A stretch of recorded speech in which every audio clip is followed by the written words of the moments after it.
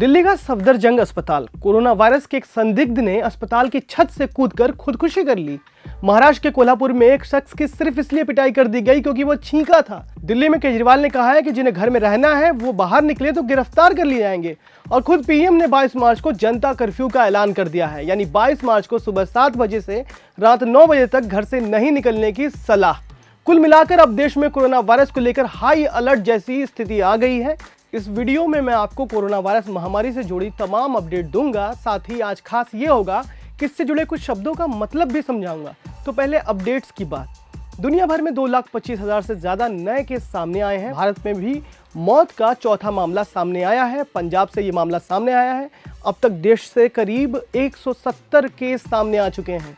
इस बीच पीएम मोदी ने देश को संबोधित किया और 22 मार्च को सुबह 7 बजे से रात 9 बजे तक जनता कर्फ्यू का ऐलान कर दिया। उन्होंने कहा कि देशवासियों से कुछ हफ्तों की ज़रूरत है।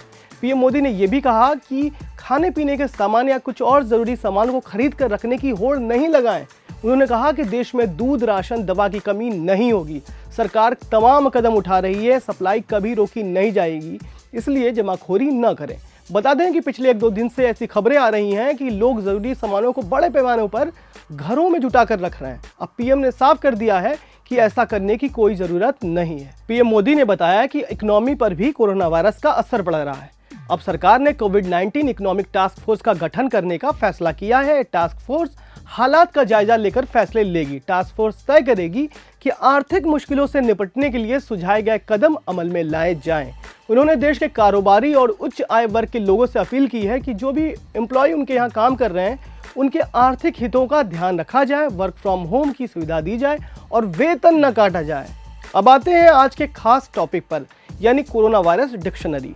जैसे epidemic, pandemic, social distancing, quarantine, isolation और इंक्यूबेशन पीरियड। इन शब्दों का मतलब क्या है, ये बार बार आपको सुनने में आ रहा होगा। सबसे पहले बात सोशल डिस्टेंसिंग यानी भीड़ भाड़ से दूरी की। इसका मतलब है कि लोगों का भीड़, सामाजिक आयोजनों या एक दूसरे से दूरी बनाकर रखना ताकि कोई इन्फेक्शन या कोई इन्फेक्शियस बीमारी न फैल सके। प्रधानमंत्री मोदी ने भी सोशल डिस्टेंसिंग पर काम करने के लिए कहा है।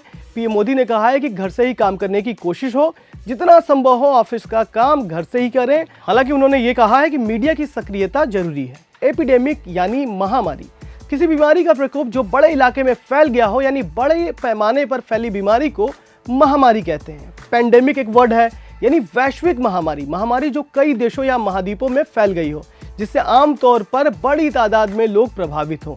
हर्ड इम्यूनिटी भी एक वर्ड है जो आप सुन रहे होंगे। इसका मतलब है सामूहिक प्रतिरोधक शक्ति।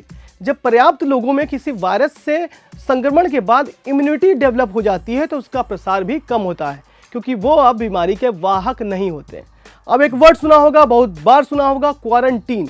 जब कोई व्यक्ति जरूरी नहीं है कि बीमारी हो, लेकिन संक्रमित होने की आशंका के कारण उसे कुछ समय के लिए दूसरों से दूर रखा जाता है तो उससे क्वारंटीन कहा जाता है पूरे प्रोसेस को।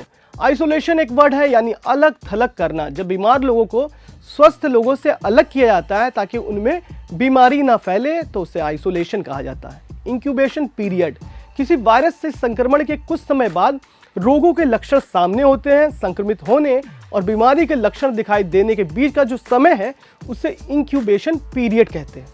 इन शब्दों के मायने आपको समझाने का मकसद ये है कि आप जब इन चीज़ों के बारे में कहीं पढ़ें या फिर सरकार इन शब्दों के जरिए कोई निर्देश आपको दे तो आप समझ सकें कि आखिर करना क्या है। कुल मिलाकर पीएम मोदी के मंत्र को फॉलो कीजिए। हम स्वस्थ तो जगत स्वस्थ। हम भी बचें, देश भी बचाएं, जग को भी बचाएं।